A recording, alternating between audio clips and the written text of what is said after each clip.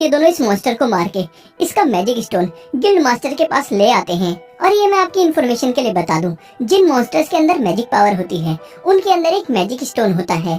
और इस magic stone को देखकर गिल्ड मास्टर भी काफी हैरान हो जाता है और कहता है, ये एक ए रैंक जॉब थी और मुझे लगा था इसको पूरा करने में तुम्हें थोड़ी परेशानी होगी और इसके लिए तुम्हारा शुक्रिया लियम। तभी असुना को बुरा लगने लगता है और गिल्ड मास्टर कहता है, इस काम के लिए तुम्हारा भी शुक्रिया असुना, और मैंने ये जानबूझकर नहीं किया। असुना कहती है, मैं तुम्हारी बात समझ सकती हूँ, क्योंकि अगर मैं और ताकतवर नहीं हुई तो लियम मुझे पीछे छोड़कर आगे निकल जाएगा।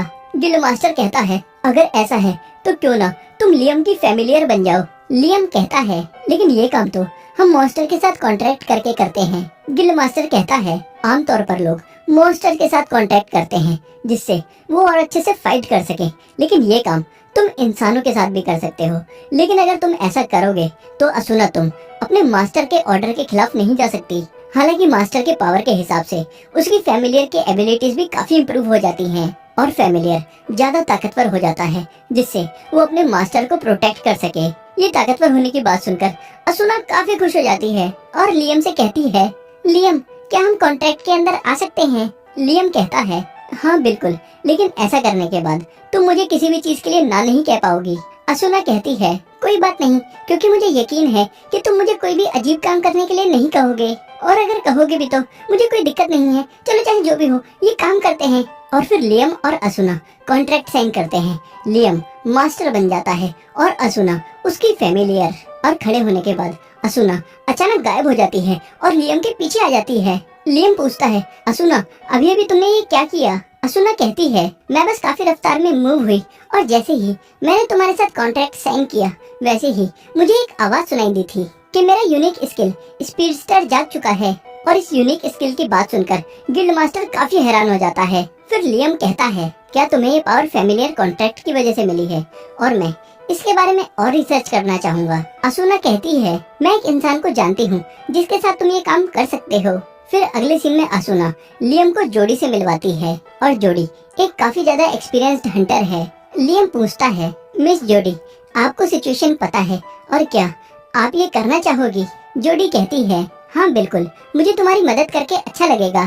फिर अगले सीन में जब ये हंटर गिल्ड पहुंचते हैं तो सभी लोग जोडी की खूबसूरती को देखते ही रह जाते हैं, क्योंकि जोडी वापस जवान हो चुकी है, क्योंकि जोडी भी लियम की फैमिलियर बन चुकी है। असुना पूछती है, मिस जोडी आपके पास क्या यूनिक स्किल है? जोडी कहती है, मैं अभी आती हूँ। और थोड़ी देर में जोडी अपने साथ 2 सैंडविच लेकर आती है और फिर जोडी ये सैंडविच एक हंटर को देती है जिसको काफी सारी चोटें लगी हुई हैं। और इस सैंडविच को खाते के साथ वो हंटर पूरी तरीके से ठीक हो जाता है। और जोडी कहती है, मैं जो खाना बनाती हूँ उससे मैं लोगों की चोटों को ठीक कर सकती हूँ।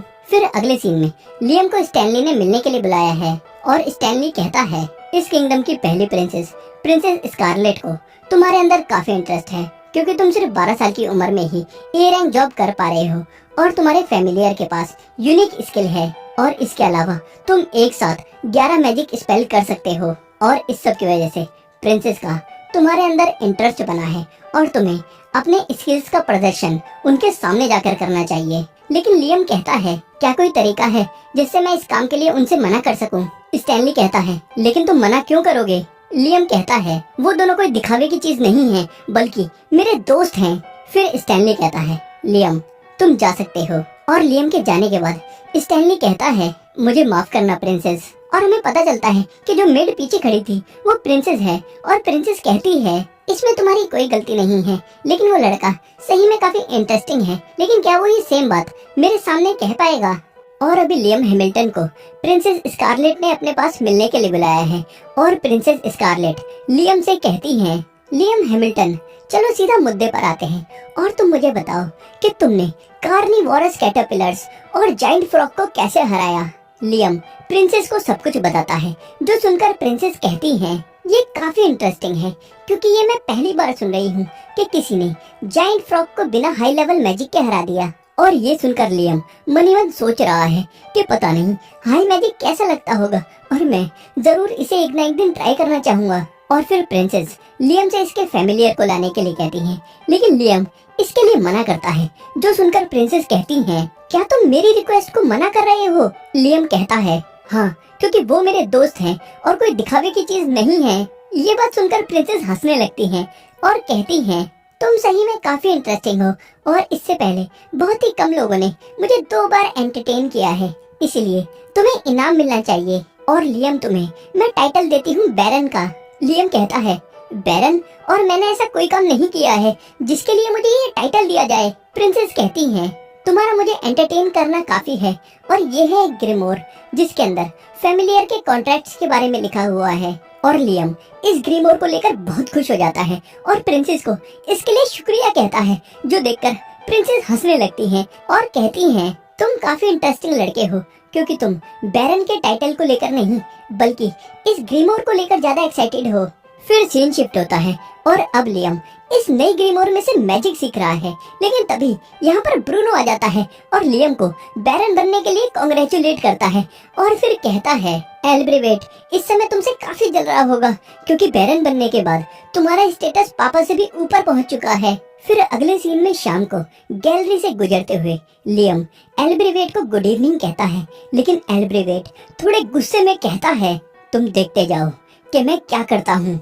और फिर एल्ब्रेवेट गुस्से में सोचता हुआ जा रहा है, ये कैसे हो सकता है क्योंकि उसे तो एक बेकार 5वां बेटा होना चाहिए, लेकिन अब वो एक बैरन है। और फिर जब एल्ब्रेवेट देखता है कि 2 मेड्स लियम के बारे में बातें कर रही हैं और लियम की तारीफ कर रही हैं, तब एल्ब्रेवेट को गुस्सा आ जाता है और एल्ब्रेवेट इन दोनों को डांटता है और फिर इनसे पूछता है, मुझे बताओ कि तुम्हें क्या लगता है कि हम दोनों में से कौन ज्यादा ऊपर है, मैं या लियम? मेड थोड़ा घबराते हुए एल्ब्रेवेट को ज्यादा ऊपर बताती है और एल्ब्रेवेट गुस्से में आगे बढ़ जाता है और सोचता है, मैं सबको दिखा दूंगा कि मैं भी कुछ अचीव कर सकता हूँ और लियम जो कुछ कर सकता है वो सब मैं भी कर सकता हूँ। फिर अगले सीन में लड़के खड़े होकर असूना और जोडी की खूबसूरती को देख रहे हैं और जोडी लियम से कहती है, मैं एक बार फिर कहना चाहती हूँ कि मुझे आपके साथ काम करके अच्छा लगेगा मास्टर। लियम पूछता है कि तुम मुझे मास्टर क्यों कह रही हो?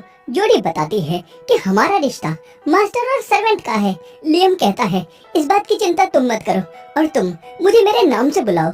जोडी कहती है, अगर ऐसा है तो मैं तुम्हें लियम कहूंगी। और लियम की मैच्योरिटी को देखकर असूना और जोडी लियम की तारीफें करती जाती हैं, जो देखकर वहाँ खड़े हुए लड़कों को लियम पर बहुत गुस्सा आता है। और फिर ये लोग अपनी एक पार्टी बना लेते हैं और मॉन्स्टर्स का शिकार करते हैं और बड़े ही आसानी से मॉन्स्टर्स को हरा देते हैं। और फिर जोडी कहती है, ये तो कमाल हो गया क्योंकि अब मैं पहले से भी ज्यादा अच्छे से देख पा रही हूँ। लियम पूछता है, क्या ये तुम्हारे लिए ज्यादा बड़ी बात है? जोडी कहती है, एक तीरंदाज के लिए उसकी आंखें ही सब कुछ होती हैं, क्योंकि अगर एक तीरंदाज देख नहीं सकता तो वो निशाना नहीं लगा सकता। जोडी की ये बात सुनकर लियम एक मैजिक स्पेल का इस्तेमाल करता है, जिससे जोडी पहले से भी और ज्यादा दूर बिल्कुल साफ साफ देख पा रही है। और फिर असूना भी एक इसी तरीके का स्पेल करने के लिए कहती है उस पर, लेकिन लियम मना करता है और कहता है, मैं तुम्हारी अटैक पावर बढ़ा सकता हूँ, लेकिन इससे हो सकता है कि अगर तुम किसी चीज को हिट करो तो उससे तुम्हारी ही हड्डी टूट जाए, लेकिन अगर मैं तुम्हारी भी सिर्फ आंखें बेहतर कर दूंगा तो उससे तुम पर कोई नुकसान नहीं होगा। और फिर जोडी तीर चलाती है और एक मॉन्स्टर को मार देती है जो इनसे बहुत ज्यादा दूर है। और फिर जब लियम, जोडी और असूना गिल्ड पहुंचते हैं तो देखते हैं कि गिल्ड में भगदड़ हो रही है और इन्हें पता चलता है कि एल्ब्रेवेट ने उस खतरनाक मॉन्स्टर पे से सील हटाकर उसको आजाद कर दिया है। और फिर लियम पहुंचकर देखता है कि मॉन्स्टर से लड़ने में सोल्जर्स की हालत खराब हो रखी है। और जैसे ही लियम एल्ब्रेवेट को देखता है, एल्ब्रेवेट लियम से कहता है, लियम, मैं इस काम में फेल नहीं होने वाला। तभी अचानक गिल्ड मास्टर एल्ब्रेवेट के सर पे डंडा मारकर उसे बेहोश कर देता है और कहता है, मेरे पास इस सब के लिए टाइम नहीं है। और लियम, आखिरकार तुम यहाँ आ ही गए। फिर असूना गिल्ड मास्टर से पूछती है कि यहाँ पर क्या चल रहा है और गिल्ड मास्टर इनको बताते हैं, वो राक्षसी ड्रैगन रेडन इन जंगलों में सील हो रखा था और उसको लियम के परदादा ने सील किया था, लेकिन अब उसके ऊपर से सील हटाई जा चुकी है। लेकिन अभी हम उस राक्षसी ड्रैगन रेडन को दोबारा सील नहीं कर पा रहे हैं क्योंकि उसके बच्चे हमें आगे बढ़ने नहीं दे रहे हैं और उसके बच्चों ने ही इन सब लोगों का ऐसा हाल किया है। हालांकि काफी समय से सील होने की वजह से उस राक्षसी ड्रैगन रेडन को 1 हफ्ते का आराम चाहिए, जिससे वो अपनी ताकत दोबारा हासिल कर सके। और अगर हमने उसे दोबारा एक हफ्ते से पहले सील कर दिया तो हमें कोई दिक्कत नहीं होगी। फिर ये तीनों ड्रैगन के बच्चों से लड़ने के लिए जाते हैं और देखते हैं इन ड्रैगन के बच्चों का साइज एक छोटे डॉग जितना है। और फिर ये तीनों ड्रैगन के बच्चों से लड़ने की कोशिश करते हैं लेकिन उनके सामने टिक नहीं पाते। जिसके बाद लियम, जोडी